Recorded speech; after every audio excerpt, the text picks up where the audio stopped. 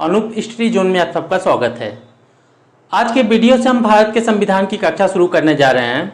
यदि आप UPSC, state PCS, SSC, NTPC, UP triple SC या यूपीएसआई, आरओ, एआरओ जैसे एग्ज़ाम की अगर आप तैयारी कर रहे हो तो यह कक्षाएँ आपके लिए काफ़ी लाभदायक होंगी। आप लोग अनूप हिस्ट्री जोन से जुड़िए और रेगुलर हमारी क्लास को देखिए, इससे आपको ज़रूर बेनिफिट होगा।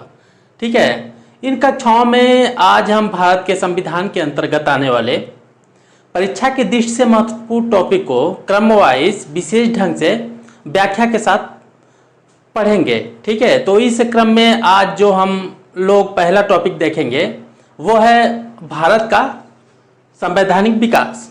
तो आइए बिना देर करते हुए चलते हैं भारत का संवैधानिक विकास। ठीक है, तो दोस्तों इसको हम दो चरणों में पढ़ सकते हैं। जो हमारा भारत का संवैधानिक विकास है उसको हम दो चरणों में पढ़ सकते हैं।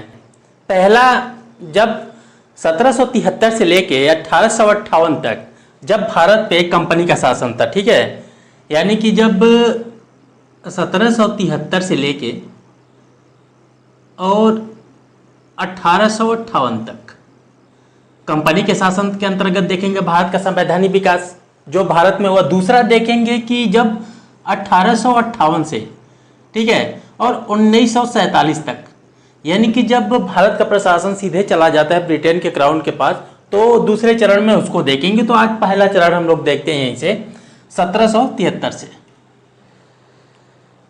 आइए इसे देखने से पहले थोड़ा इसके पृष्ठभूमि के बारे में जान लिया जाए। क्या था?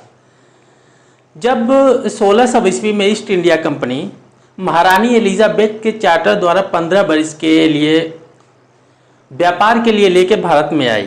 ठीक है, तो पहले तो वो लोग भारत में व्यापारिक कंपनी के लिए आए, व्यापार करने के लिए आए, लेकिन धीरे धीरे व्यापार करते करते जब वो 1757 में प्लासी का युद्ध जीत जाते हैं और 1764 में बक्सर का युद्ध जीत जाते हैं, तो उसके बाद वो भारत में सिर्फ व्यापारिक ही नहीं रहते हैं, उसके बाद वो प्रशासक बन जाते हैं भारत में और प्रशासनिक कार्य अपने हाथों में ले लेते हैं, जिसके कारण वो काफ़ी मात्रा में धन यहाँ से लूटते हैं। जब 1764 में जब बक्सर का युद्ध जीत लेते हैं तो लॉर्ड क्लाइव के द्वारा बंगाल में द्वैत शासन लगाया जाता है 1765 में। ठीक है, यानी कि 64 के युद्ध जीतने के बाद ही उनको क्या होता है, बंगाल, बिहार और उड़ीसा तीनों की दीवानी प्राप्त हो जाती है। लेकिन पहले तो वो आए थे कंपनी व्यापारिक के रूप में, तो उनको वैसे शासन करना नहीं आता था, जिसके कारण वो काफ़ी लूटपाट किए। 65 में फिर वही क्लाइव द्वारा द्वैत शासन लगाया गया और यहाँ से एक बड़ी मात्रा में धन लूट के वो इंग्लैंड को लेके जाने लगे। ठीक है, तो इंग्लैंड को लेके जब जाने लगे तो वहाँ की जनता में इसे लेके काफ़ी असंतोष पैदा हुआ कि क्या कारण है कि वो सब यहाँ से जा रहे हैं भारत में और भारत में बहुत सारा धन वहाँ से लेके आ रहे हैं, आखिर क्या है भारत में। तो करते करते वहाँ पे एक अराजक माहौल फैलने लगा ब्रिटेन की जनता के अंदर। ठीक है, तो इसको दूर करने के लिए वहाँ की संसद ने एक विचार सोचा, ठीक है, कि क्यों ना कंपनी के कार्यों पर कुछ प्रतिबंध लगाया जाए, यानी कि कुछ शासन व्यवस्था में थोड़ा चेंज किया जाए। तो जिसके लिए ब्रिटिश संसद के द्वारा उस समय 1773 में जो ब्रिटिश के प्रधानमंत्री थे वो इस समय थे लॉर्ड नॉर्थ। तो उन्हीं के द्वारा एक गोपनीय समिति के माध्यम से ये 1773 का जो रेगुलेटिंग एक्ट है यह पास हुआ और यह भारत आया। ठीक है, तो आइए इसके संबंध में देखते हैं रेगुलेटिंग एक्ट के 1773 के संबंध में क्या मुख्य प्रावधान थे। पहला, इसमें कुछ परिवर्तन इंग्लैंड में भी किए गए और कुछ परिवर्तन इसके द्वारा भारत में किए गए। तो देखिए पहले क्या हुआ कि पहले ये जो है ब्रिटिश संसद के द्वारा पहली बार कंपनी के ऊपर शासन नियंत्रण करने का ये एक्ट था। ठीक है, तो कोई था तो वो कौन था? 1773 का रेगुलेटिंग एक्ट। पहला इसमें था केंद्रीय प्रशासन।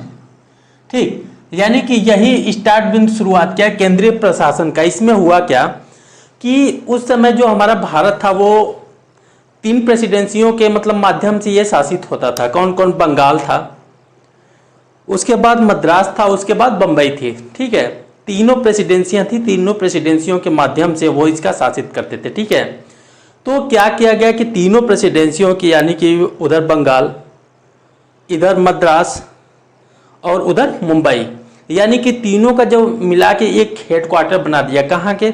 Fort William, Kolkata. ठीक है, फोर्ट विलियम कोलकाता का जो गवर्नर था उस पद को हटा के क्या कर दिया गया? Governor general. ठीक है, ध्यान देने वाली बात यही है कि बंगाल का गवर्नर न लिखे वो फोर्ट विलियम, तो फोर्ट विलियम कहाँ था? कोलकाता में था। ठीक है, जिसके कारण ये कहा गया कि जो ये कोलकाता का गवर्नर जनरल, सॉरी कोलकाता का जो गवर्नर है बंगाल वाला, ठीक है, उस पद को क्या कर दिया? गवर्नर जनरल कर दिया गया, और बाकी जो दोनों प्रेसिडेंसियां थी उनको क्या कर इसके अधीन कर दिया गया। ठीक है, पहला काम ये किया गया। दूसरा काम ये किया गया कि गवर्नर जनरल के लिए कार्यकारी परिषद का गठन किया गया। ठीक, यानी कि जो बंगाल का गवर्नर जनरल था उसके लिए कार्यकारी परिषद का गठन किया गया। ठीक, जिसमें कितने सदस्य से? 4 सदस्य, यानी कि कार्यकारी परिषद का गठन किया गया जिसमें 4 सदस्य थे। ठीक, इसके पहले जो भी फैसले लिए जाते थे वो प्रीवी के माध्यम से लिए जाते थे, लेकिन अब रेगुलेटिंग एक्ट 1773 के बाद, ठीक है, गवर्नर जनरल के लिए 4 कार्यकारी परिषद का गठन हुआ और एक गवर्नर जनरल। ठीक है, अब यहाँ से इनकी संख्या क्या हो गई? परिषद की संख्या 4, और यहाँ से निर्णय लेने जाने लगे किसके? मत के आधार पर। ठीक, अगर यहाँ पे 2-2 का मत विभाजित हो गया, ठीक है, तो गवर्नर जनरल का जो होता था वो निर्णायक होता था। यानी कब? जब 2-2 में विभाजित हुआ तब। अगर ये मत पहले 3 और फिर 2 में हो गया, सॉरी फिर 1 में, तो जो ये 3 का मत था ये पास समझा जाता था। ठीक, तो यहां से बहुत बड़ी बात ये छुपी होती है कि हमारा संवैधानिक विकास का देखेंगे तो यहीं से बातें निकल के सामने आ जाती हैं कि किस तरह से धीरे धीरे एक निश्चित समय पर न होकर, बल्कि धीरे धीरे ये ब्रिटिश संसद द्वारा लाए गए इन एक्टों के माध्यम से धीरे धीरे हमारे भारत के संवैधानिक विकास का चरण प्रारंभ हुआ। ठीक है, दूसरा देखते हैं कि 2 समितियों का इसमें गठन किया गया। ठीक, कहाँ? इंग्लैंड में 2 समितियों का। कौन कौन? इसमें पहली जो समिति थी वो थी, देखिए यहां से जो पहली समिति थी वो थी कोर्ट ऑफ प्रोप्राइटर्स,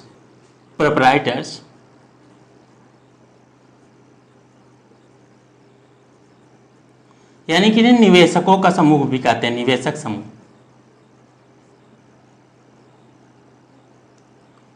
और दूसरा था कोर्ट ऑफ डायरेक्टर्स,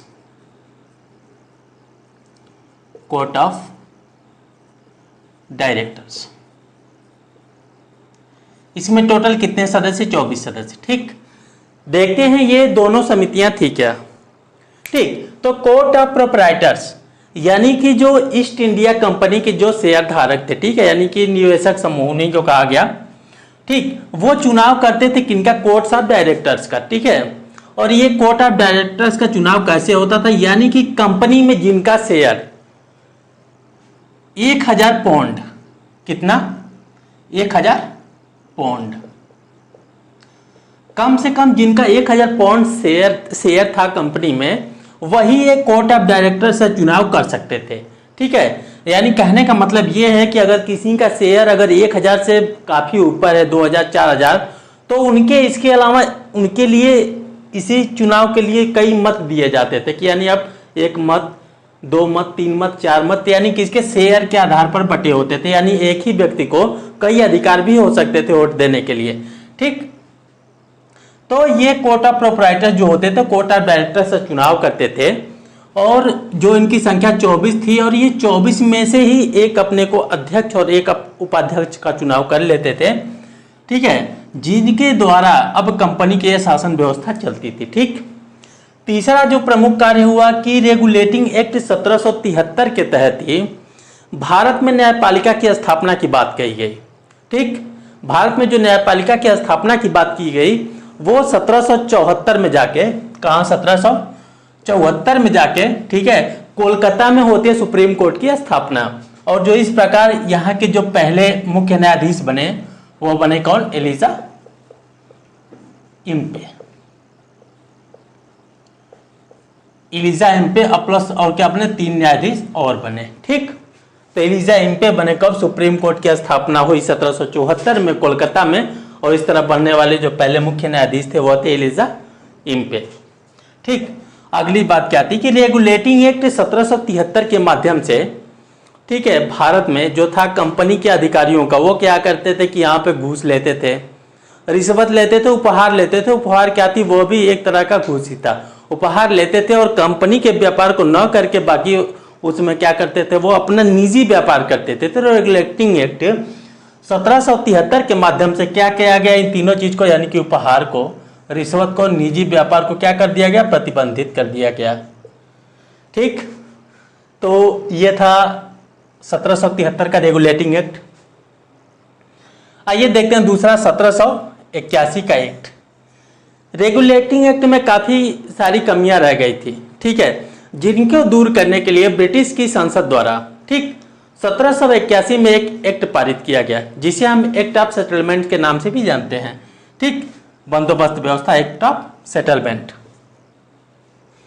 इसमें क्या हुआ कि कंपनी के कार्यों के विरुद्ध, ठीक, सारी कंपनी के कर्मचारियों के विरुद्ध, ये जो सुप्रीम कोर्ट की स्थापना हुई थी कोलकाता में, यानी कि कंपनी के कर्मचारियों के विरुद्ध कोई कार्रवाई नहीं कर सकती थी, इस पे उसको रोक लगा दिया गया। ठीक, क्योंकि अगर कंपनी का कोई भी कर्मचारी है और अपने पद पे बने रहते समय कोई भी वह फैसला लिया है तो उसके विरुद्ध सुप्रीम कोर्ट कोई कार्रवाई नहीं कर सकती थी।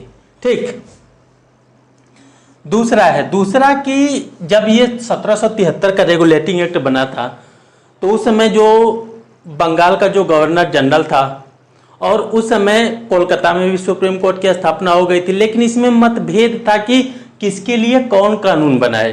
ठीक है, यानी कानून का कोई निश्चित नहीं था। उधर गवर्नर जनरल अपना अलग कानून बना देता था या इधर सुप्रीम कोर्ट अपना अलग कानून बना देती थी। तो इसमें लेके काफी विवाद का विषय रहा, काफी चीज, तो उन्हीं सबको दूर किया गया। ठीक, अब इसमें क्या हुआ कि बंगाल, बिहार और उड़ीसा के लिए विधि बनाने का काम जो था वो सुप्रीम कोर्ट के पास आ गया। ठीक, अगला देखिए, अगला है जो इसको कहा गया कि कर वसूली के संबंध में। ठीक है, कर वसूली यानी कि जो भी वो टैक्स वैक्स वसूलते थे गवर्नर जनरल के लिए माध्यम से, ठीक है, तो क्या किया गया कि उसको सुप्रीम कोर्ट को उसके दायरे से बाहर कर दिया गया। ठीक है, क्योंकि सुप्रीम कोर्ट को कहा गया कि आप इसमें हस्तक्षेप नहीं करेंगे। ठीक, यह था 1781 का एक्ट जिसे एक्ट ऑफ सेटलमेंट कहते हैं। फिर देखिए जो आया महत्वपूर्ण, वो था पिट्स इंडिया एक्ट 1784। ठीक, इसमें क्या किया गया कि इसमें संसदीय नियंत्रण को थोड़ा और बढ़ाया गया। ठीक है, संसदीय नियंत्रण को क्या किया गया? थोड़ा और बढ़ाया गया। ठीक, और 1784 का जब एक्ट आया पिट्स इंडिया एक्ट, तो उसमें क्या किया? कंपनी के, ठीक है, यानी कि व्यापारिक और राजनीतिक कारण दोनों को अलग कर दिया गया। ठीक, देखिए कैसे, क्योंकि ये कोर्ट ऑफ डायरेक्टर्स की स्थापना तो 1773 में हो गई, जो कि कंपनी के कार्यों को देखता था, लेकिन 1784 में एक स्थापना हुई बोर्ड ऑफ कंट्रोल की, जिसमें कितने सदस्य? 6 सदस्य। ठीक, यानी कि यहाँ पे स्थापना हो जाती है बोर्ड ऑफ कंट्रोल की, यानी कि जो कंपनी का व्यापारिक कार्य है वो देखेगा कौन? कोर्ट ऑफ डायरेक्टर्स, यानी कंपनी का गवर्निंग बॉडी। और ये जो बोर्ड ऑफ कंट्रोल हो गया, ये इसे क्या राजनीतिक कार्यों को देखने के लिए बनाया गया, क्योंकि ये जो 6 सदस्यों का चुनाव हुआ था, ठीक है, यह सीधा ब्रिटिश संसद के द्वारा हुआ था। जो इसका अध्यक्ष होता था वो ब्रिटिश संसद के मंत्रिमंडल का सदस्य होता था। ठीक है,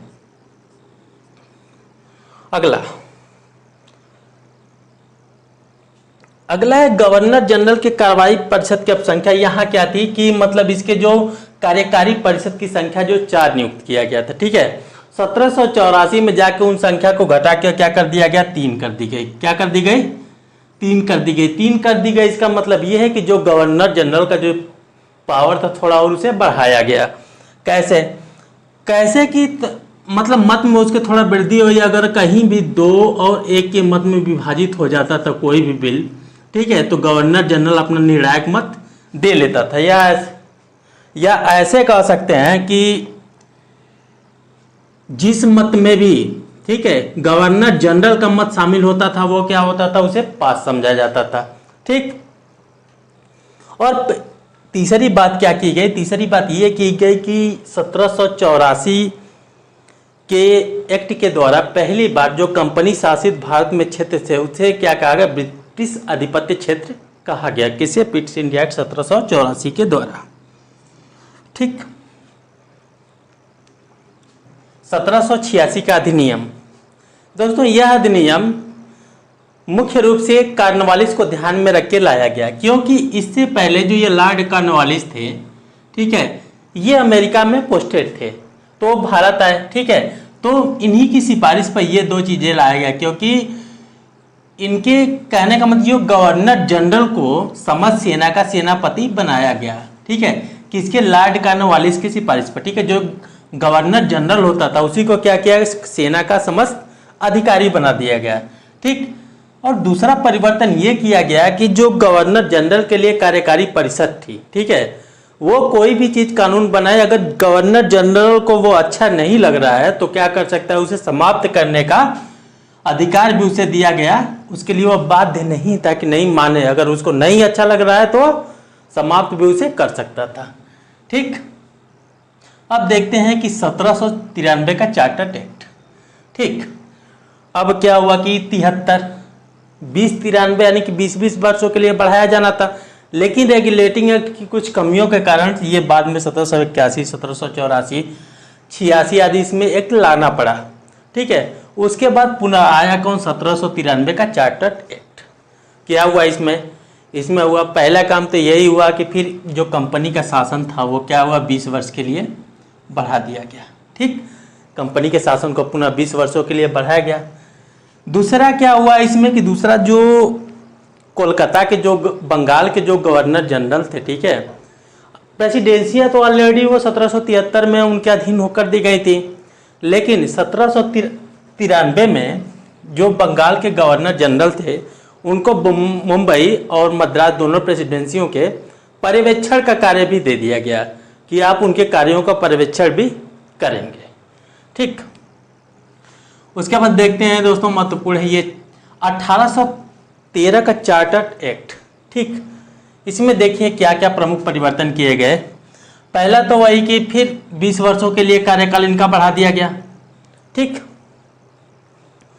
दूसरा क्या हुआ कि दूसरा जो था वो भारत में कंपनी के व्यापारिक एकाधिकार को समाप्त कर दिया गया, ठीक।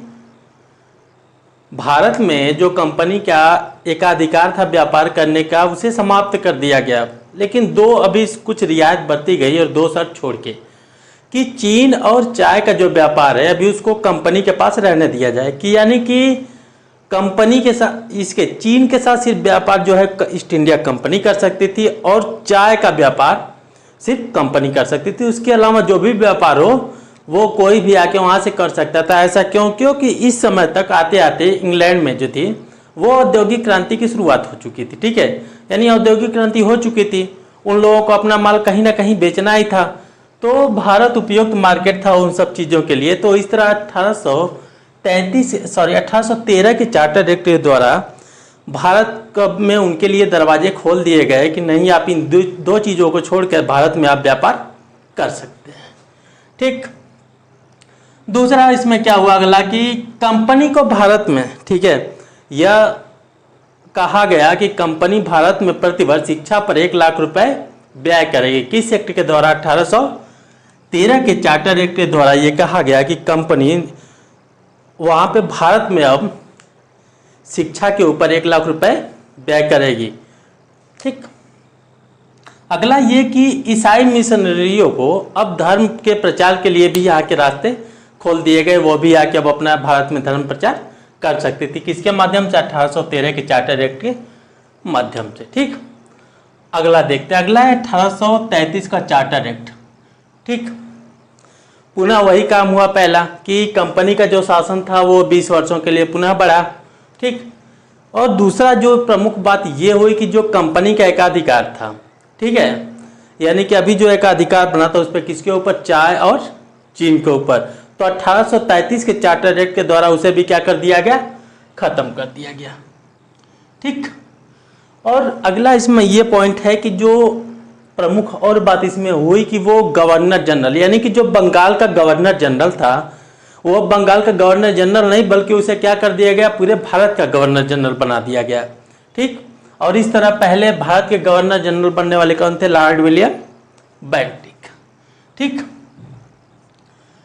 अगला जो हुआ कि गवर्नर जनरल की परिषद में, यानी कि कितने सदस्य? कार्यकारी परिषद में 4 सदस्य।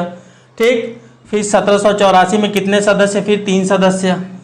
ठीक, फिर 3 सदस्य चल रहे हैं, फिर 3 सदस्य अब भी हैं। ठीक है, लेकिन एक विधि सदस्य को जोड़ा गया। ठीक, कब?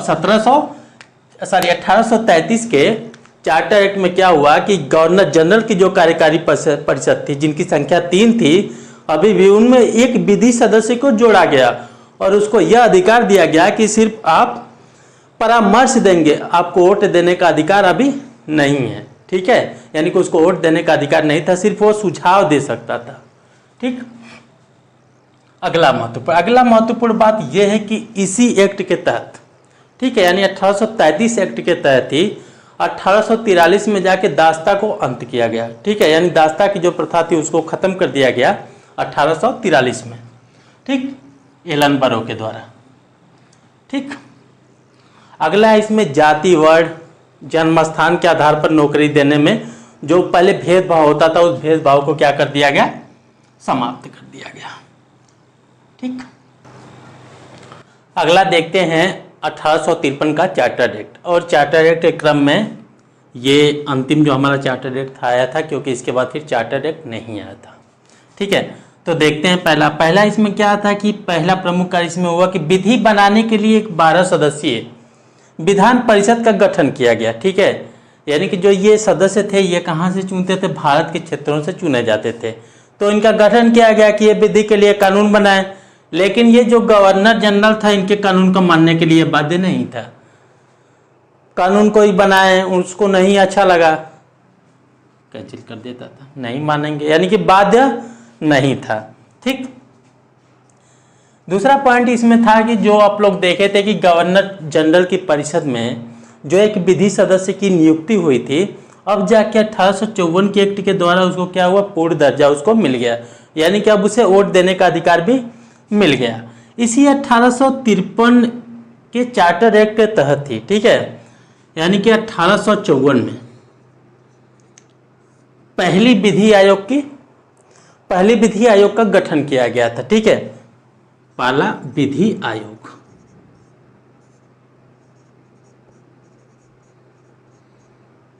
ठीक, जिसके अध्यक्ष थे लॉर्ड मैकाले।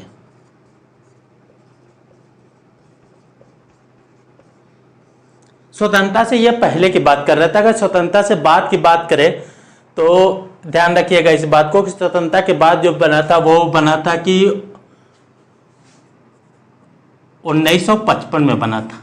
ठीक है, पहले विधि आयोग की जो स्थापना हुई थी कब हुई थी? स्वतंत्रता के बाद 1955 में। और जो इसके अध्यक्ष थे वो थे कौन? MC सीतलवाड़। ठीक, याद रखिएगा इसे। अगला है कोर्ट ऑफ डायरेक्टर की जो संख्या थी उसे यहाँ देखेंगे आप लोग कि यहाँ जो कोर्ट ऑफ डायरेक्टर की संख्या थी वो थी 24, और यहाँ पे क्या कर दी गई कि इसको घटा के कर दी गई 18। ठीक, और इसमें एक बात 1853 के चार्टर एक्ट में और थे कि कंपनी के ये निर्देश दिए गए थे। ठीक है, कंपनी को ये निर्देश दिए गए थे, जबकि कोई निश्चित समय नहीं दिया गया था, बस एक निर्देश ही था कि आपके हाथों से सत्ता भी कभी भी छीन ली जाएगी। ठीक है, तो ध्यान दीजिएगा कि ये 53 लास्ट हमारा एक्ट आया था, इसके बाद एक्ट नहीं आया था। फिर 1857 का विद्रोह हो गया। ठीक है, और 1858 में जो भारत का शासन था वो सीधे चला जाता है ब्रिटिश क्राउन के पास। तो दोस्तों आज के वीडियो में बस इतना ही। मिलते हैं इसके नेक्स्ट पार्ट में जो 1858 से लेकर 1947 तक, इसको हम अगले पार्ट में देखेंगे। तो अगर दोस्तों आज की वीडियो आपको पसंद आई हो तो इसे लाइक करें, शेयर करें, और अभी तक जब हमारा चैनल आप सब्सक्राइब नहीं किए हैं तो कृपया इसे सब्सक्राइब कर लें और बेल आइकन भी दबा दें। ठीक है, मिलते हैं तब तक नेक्स्ट वीडियो में। धन्यवाद।